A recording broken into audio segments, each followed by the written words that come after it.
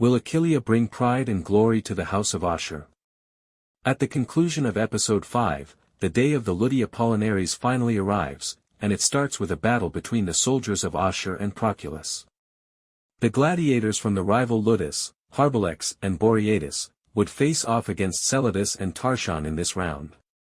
The competition's basic rule is that the last fighter standing at the end of each round will win. Thus, after a long battle between the two sides, the father and son finally defeat the opponents, who are immediately slain. When Achillia's time to perform finally arrives, she must once more endure mockery and humiliation from the audience, who all think she won't be able to compete with any male fighter and will undoubtedly perish very soon. Achilia is still optimistic that she can succeed in the battle for which she has been training for the past few weeks.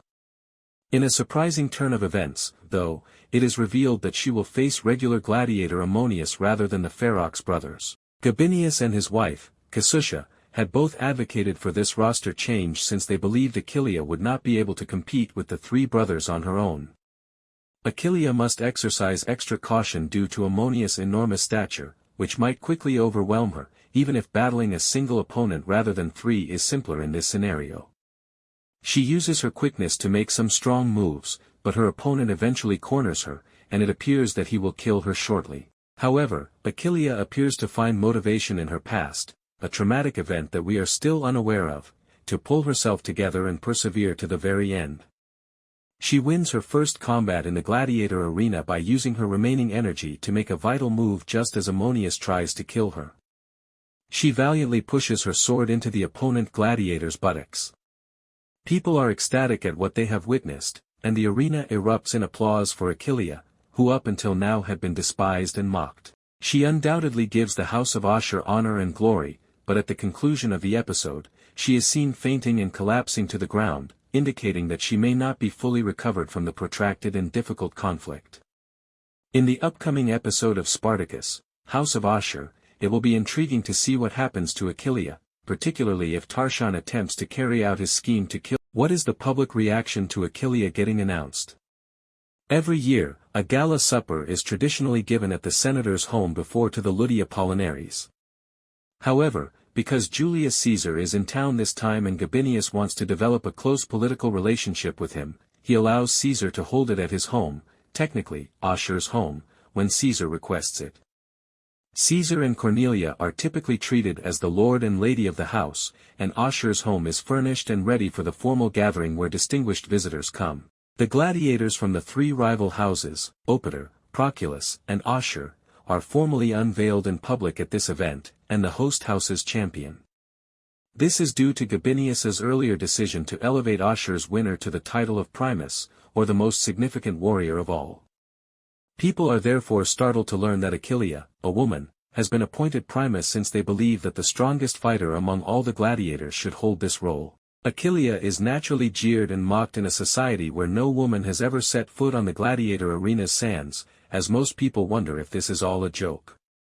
The Ferox brothers are too sure they will win the battle in the Ludia Pollinaries to give the fighter any opportunity to be completely ridiculed and verbally abused.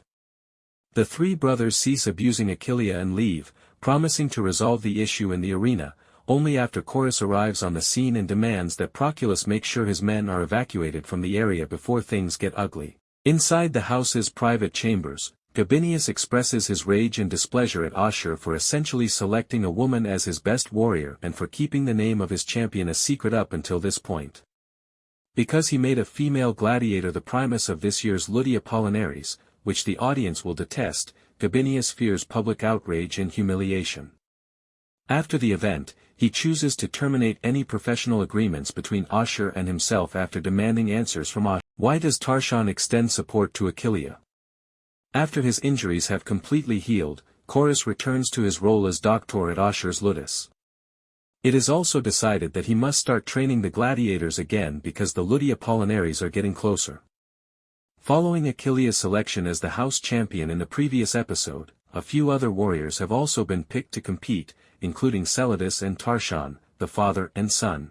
As he continues to train Achilia to fight three opponents at once in preparation for the fight against the Ferox brothers, Chorus does not let her sleep comfortably. With the exception of Celadus, she is still disregarded and denigrated by the other warriors. Tarchon unexpectedly approaches her during the lunch break and places a piece of bread on her table, signifying his desire for her to defeat her rivals in the Ludia Pollinaries so that she can bring honor and glory to the House of Ashur. This is the second warrior who offers her support. The majority of the other soldiers follow Tarchon's example in this infrequent moment of solidarity by putting bits of bread on Achillia's table, thereby demonstrating their support for her. At first glance, it appears like Tarchon decides to alter his position and assist Achilia in order to support the entire ludus and put aside his masculine ego for the pride and glory of the house that he serves. But Tarchon quickly makes it clear that he has a different strategy in mind, which is why he has openly backed Achilia. In order to establish himself as the more deserving gladiator and champion of the House of Ashur by defeating the former champion, Tarchon tells his friends that he truly wants Achilia to prevail in the competition and demonstrate her strength as a gladiator. Achilia begins an affair with Celadus later in this episode, which will undoubtedly have major consequences in the following one.